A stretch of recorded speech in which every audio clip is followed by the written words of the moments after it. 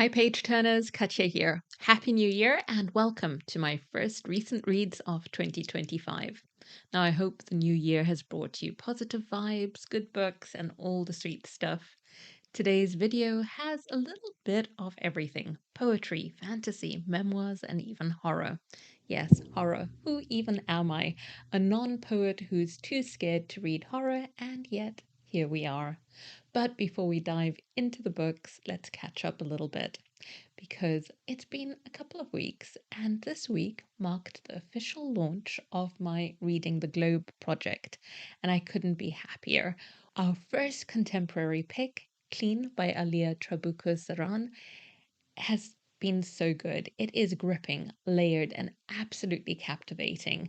It is our January read, but many in the community devoured it in one sitting. I tried to savor it, but like a lot of other people, curiosity got the best of me and I finished it on Friday. But if you're still waiting on a library copy or finishing another book before you start Clean, no worries. You have the whole month to read it, and despite it being a quick read, the Discord chat is buzzing and will keep buzzing throughout January. Some people are just joining the non-spoiler chat as they begin reading, and others are transitioning from there to the spoiler chat to have discussions around thoughts that they've had and things that they're wondering about. And it's really fun to see how that's all coming together. And remember to bookmark the live show on 1st February at 7 p.m. That's GMT, the UK time. And that's when I'll be chatting with Roz from Scally Dandling about the books, doing a deep dive of the book alongside other readers. We're going to start off on Roz's channel and then alternate every month. So, in case you missed it, I am co hosting the contemporary picks with the brilliant Roz from Scally Dandling about the books, and you'll find her channel linked in the video description.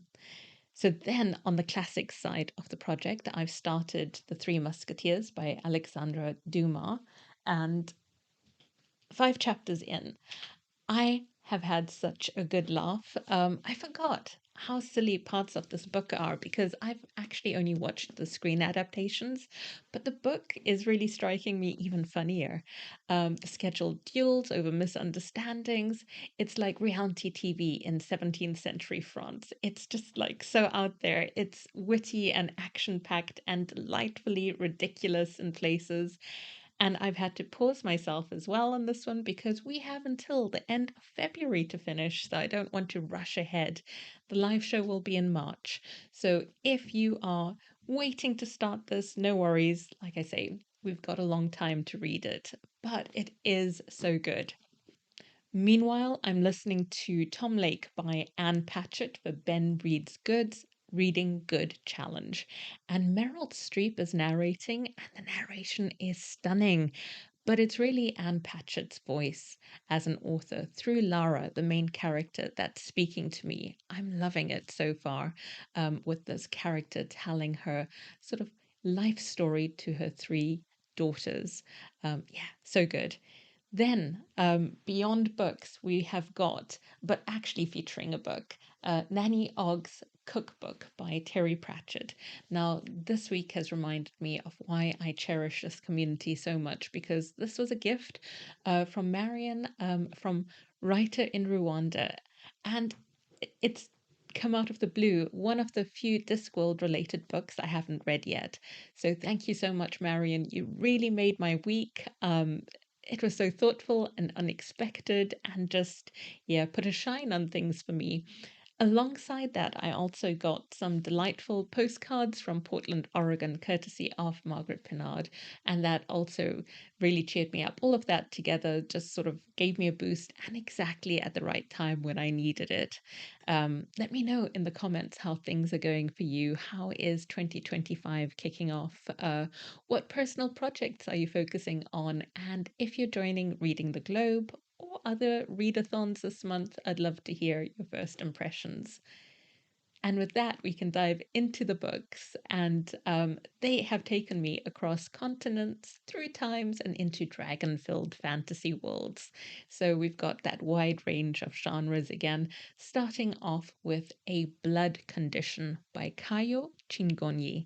And this is poetry, and I hardly read poetry. It's my first of 2025, but definitely not the last.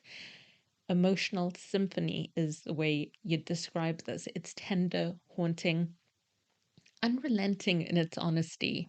Chingonyi draws from his experiences as someone born in Zambia and then raised in the UK and explores identity, heritage, and the complex connections that we share with people and places. And this collection is framed by poems about Nyami Nyami, the Zambezi river god. So that's the one at the start of the collection and at the end. Really pulls things together. The collection has this sort of mythic resonance, and he crafts these interconnected verses that are alive with rhythm. I've got lines from The Last Night of My 20s. Maybe it's better some things retain their mist, that all of us might carry a well of myth in the pit of our pith. Maybe it is by such melodies we exist.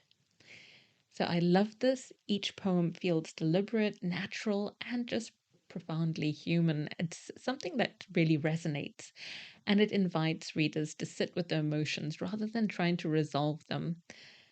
Yeah, I have not been reading poetry in a long time, and like I say, this is going to be the year to change that.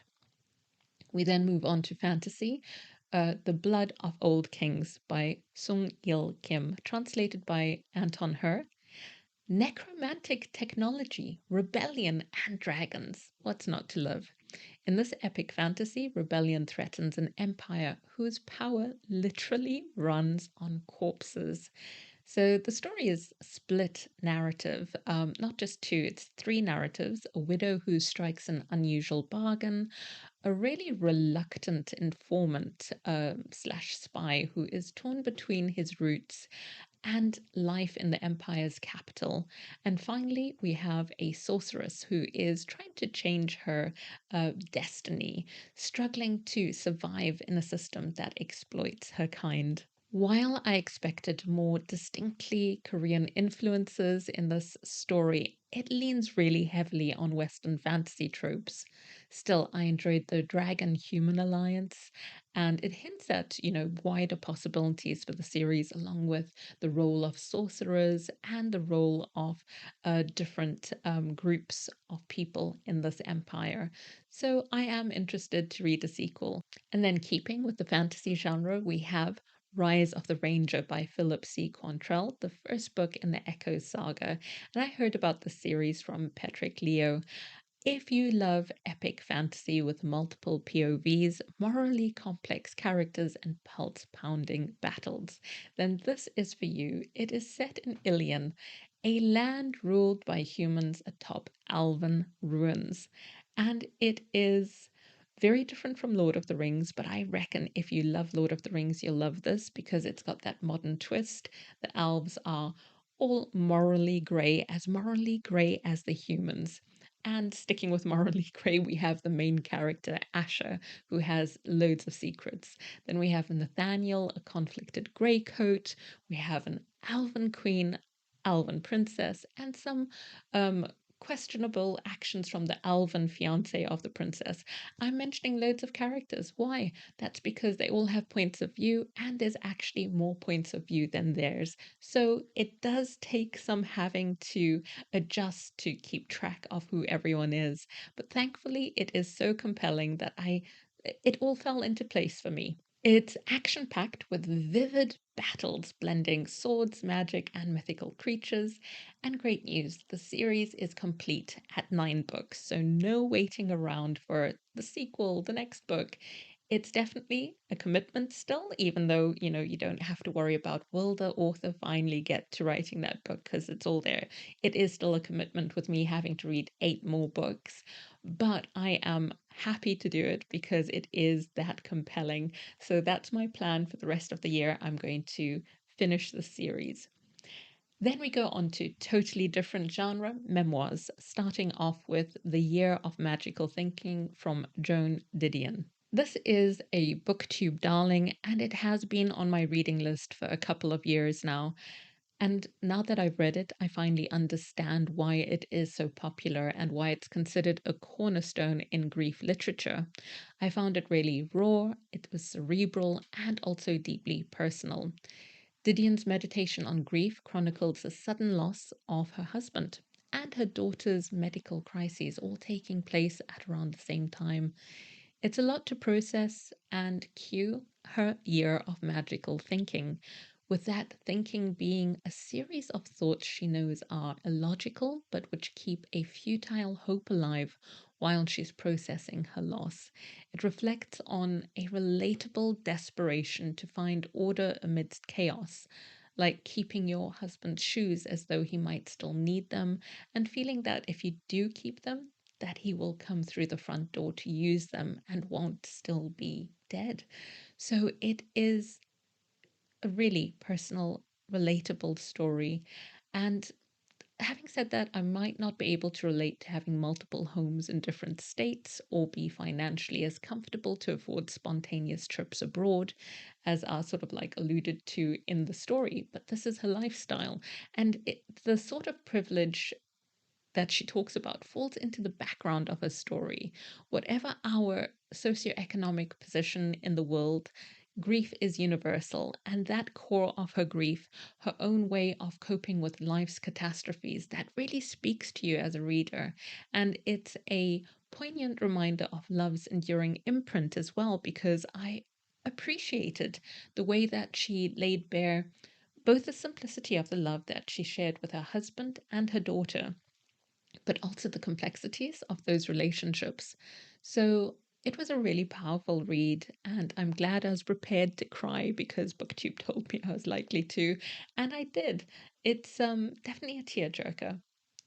And moving from that to a less tearjerker memoir, we have Tiny Moons, A Year of Eating in Shanghai by Nina Mingya Powles.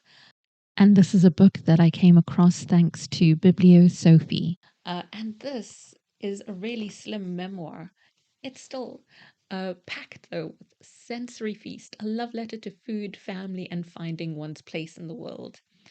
Through a series of short essays, Powles explores her connection to Shanghai, her cultural heritage, and her personal journey through life, all through the lens of food. From savoring Bao, I'm probably saying that wrong, to grappling with homesickness, Powles masterfully captures the nuances of belonging and unbelonging. Each essay feels like stepping into a vivid memory of, her grandmother and of family, and it's full of flavors and textures and emotions.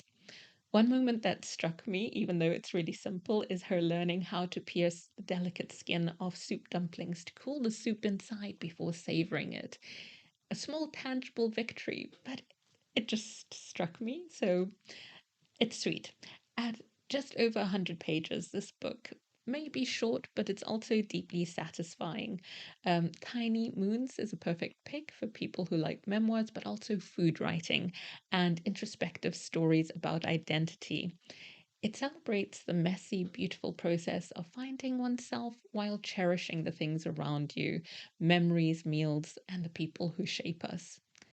And now for the first horror I've read in absolute ages. It is Hello Places by T. Kingfisher. And the only reason I picked this up is because T. Kingfisher uses humor in her fantasy books. And so I figured I would be a bit safe picking up a horror from her. And thankfully, that strategy worked. I whizzed through this read. It was so much fun. I was not put off by the eerie museum, sinister alternate dimensions, and unsettling creatures. And all because of that healthy dose of humor and snark that kept me grounded. The story follows Kara, nicknamed Carrot, who stumbles upon a mysterious portal in her uncle's quirky museum. What begins as innocent curiosity quickly spirals into a nightmare as she discovers a world where reality bends and nothing is as it seems. So imagine the Twilight Zone meets Lovecraft, but then inject some humor and absolute chaos in the form of Kara herself and her neighbor Simon, a barista turned sidekick. And they form this dynamic duo and bring such warmth to the story, even as it gets progressively darker. But obviously not too dark for wimps like me. So the horror really leans into psychological dread as much as the grotesque visuals, and that keeps you on edge without going overboard.